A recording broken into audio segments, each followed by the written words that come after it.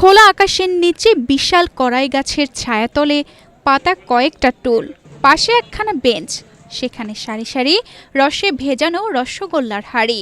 নেই আধুনিক কাচের কোনো শোকেজ, নেই নাগরিক আলোর সেই ঝলকানি। তবু এখানেই অনেকের সকাল শুরু হয়, আর দুপুর গড়াতেই মানুষের ভিড় বাড়তে থাকে। এখানেই জোটে দলিল বিনিময়ের ফাঁকে মিষ্টি মুখ করার অন্যরকম এক সুখ। আর এভাবেই এই মিষ্টি গল্প চলছে রাজশাহীর সাব রেজিস্ট্রি অফিসের পাশে। চলছে দিনের পর দিন, বছরের পর বছর করে করে, প্রায় ৮৮ বছর ধরে।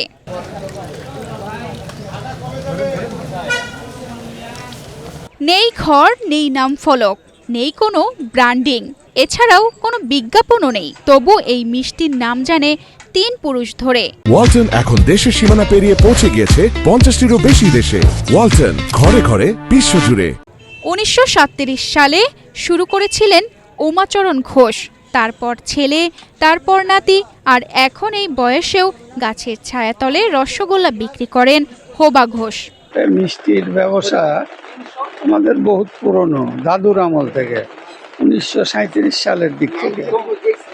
দাদু, বাবা, আমিও প্রায় এখন আর খুব কাজ কাম করতে পারি না, এখন ছেলেপিলে আছে, এরাই করে। এই মিষ্টি রাজশাহী সাব রেজিস্ট্রি অফিসের দলিল সম্পাদনা করতে আসা ক্রেতারাই বেশি কিনে থাকেন। আদালতের কাজ ছাড়াও অনেকে হোবা ঘোষের মিষ্টি খেতে আসেন এখানে। ৩৫ বছর পর খেতে এসেছি, মিষ্টি খেতে এসেছি। আমরা খুঁজে খুঁজে এখানে আসি, কিনি, খাই, নিয়ে যাই। খুব ভালো স্বাদ, টেস্ট ভালো, সব কিছু ভালো। আজকেও কোর্টে কাজে আসলাম, আর সব দোকান বাদ দিয়ে আমি এখানে এসেছি। এরকম এসেছি, খেয়েছি, এবং আমি যখনই আসি ওনার কাছে খাই, এবং আজকেও খেয়েছি।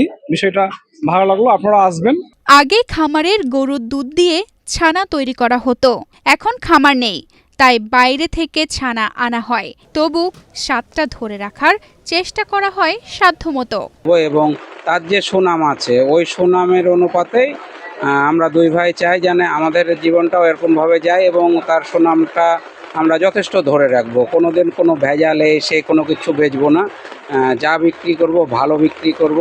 মিষ্টি বিক্রি করা হয়, ঘি বিক্রি করা হয়, এই দুটোই আমরা বিক্রি করি এবং নিজেরাই তৈরি করি। হোবা ঘোষের এই রসগোল্লা শুধু একটা মিষ্টি না, এটা রাজশাহীর ইতিহাস, ঐতিহ্য আর মানুষের জিভে লেগে থাকা ৮৮ বছরের এক স্বাদ, বিশ্বাস আর ভালোবাসার গল্প, যা রাজশাহীর মানুষের রসনা ও মনকে তৃপ্ত করে চলেছে। তানজিদা রহমান, ইনায়া, বাংলাদেশ প্রতিদিন।